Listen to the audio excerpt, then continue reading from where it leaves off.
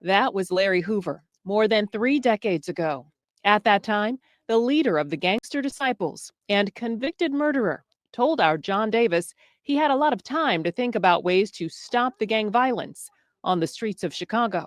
One teenager don't like the other teenager because the way he wears his hat, because his ideology is different from his. A disciple don't like a vice lord. We all black people. It's no different. At that time, Hoover, also known as King Larry, admitted being part of a fragile gang truce in the city and organizing a protest over plans to close healthcare clinics in African-American neighborhoods. Ron Safer, the lead prosecutor in Hoover's federal trial, reacts to news Hoover's life sentence has been commuted by President Trump. I think I'm big meat. Larry Hoover. What's up, Carter family, Carter gang? So Trump strikes again, right? With another pardon. Trump strikes again with another pardon Larry Hoover's sentence, commuted his sentence, right? So he done with the feds. Now let's check out this news clip, this video of what they saying about the situation, right? Now, the first thing I want to show y'all though is the lead prosecutor of the case, how he hating and how he describing Larry Hoover and how he disappointed in the feds and how Larry Hoover shouldn't be getting out or shouldn't get his fed sentence commuted. Check out this clip. President Trump.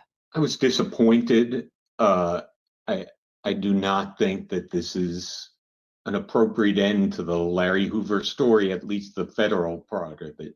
Safer says Hoover was perhaps the most notorious criminal the state of Illinois has ever known. He was convicted of running a continuing criminal enterprise that had approximately 30,000 members across 28 states, selling over $100 million worth of drugs in the state of Illinois alone each year.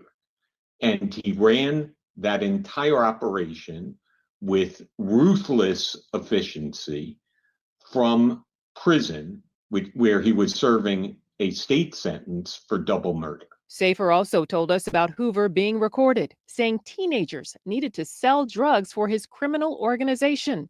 The recording was made a year after the Gangster Disciple leader was interviewed on CBS Chicago.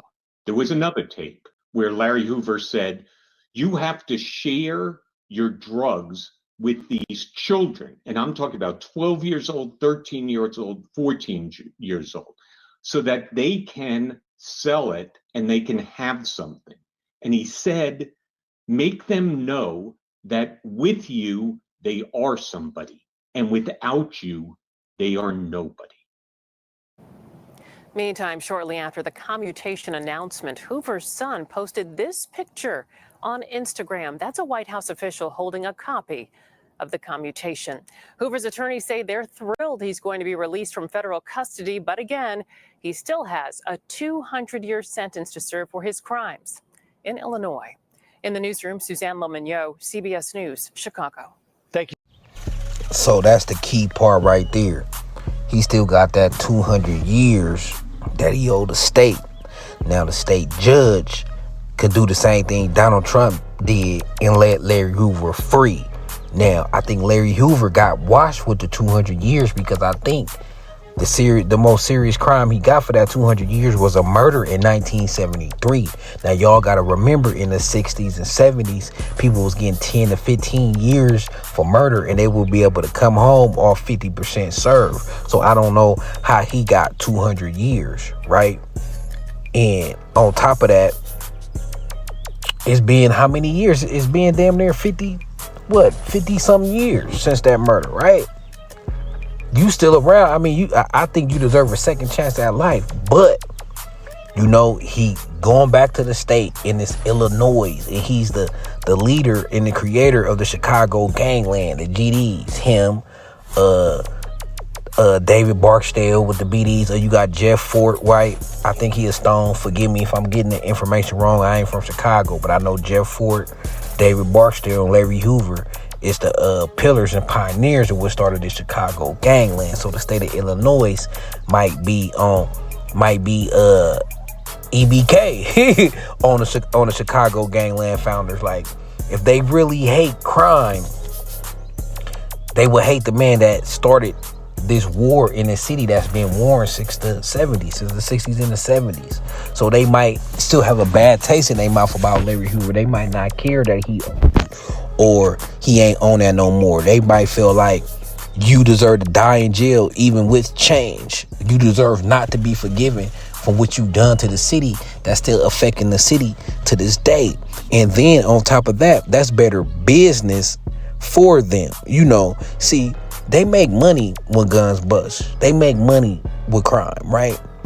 Everybody make money, down to the people who make the coffins, to the mortuaries, to the cemeteries, right?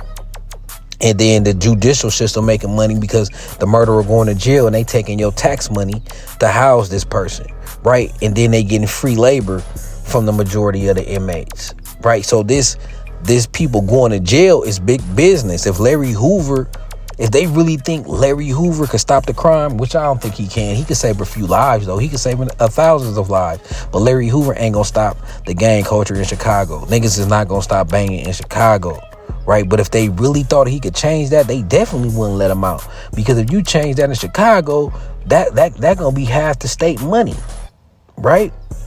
That gonna be half off what the state be living off of. They make money off this when we die, when we go to jail. Right, so it'll take the realest judge. It'll take a real one. A typical judge is might drop it down. Or we dropped a 200-year sentence to a 50-year sentence. Well, that's still a death sentence for somebody that's 70. They might even drop it to 40, or they might just be on some BS and say, "Oh, you could be out in 100 to 50%." You know what I'm saying? So I think it's gonna be a miracle, right? Because one, that's a miracle Trump did it. Not necessarily, but it's a miracle that you got pardoned. You know what I'm saying? And then to get another miracle, to get a judge that ain't gonna be racist. They get a judge that ain't gonna be looking out for the benefit of the justice system.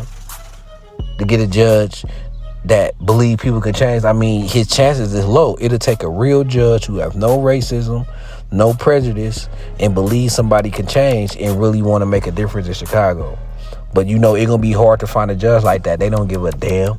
You know what I'm saying? So we going to see what's going to happen with this Larry Hoover case, man. So let's keep this on our calendar, our reminder, and see what happened with Larry Hoover. Go see the state judge and see if he could get that sentence commuted. We going to see, y'all. Let's cross our fingers, pray, and hope this man get another chance at life. Because God ain't gave up on him, right? He's still living. Right, so God ain't gave up on you. God see you as redeemable. That's why he been alive this whole time. God didn't throw him away, so we shouldn't throw the brother away. So let's keep this updated. I'm gonna keep y'all updated in the future. What's gonna happen with your boy Larry Hoover. Until then, man, I'm gone.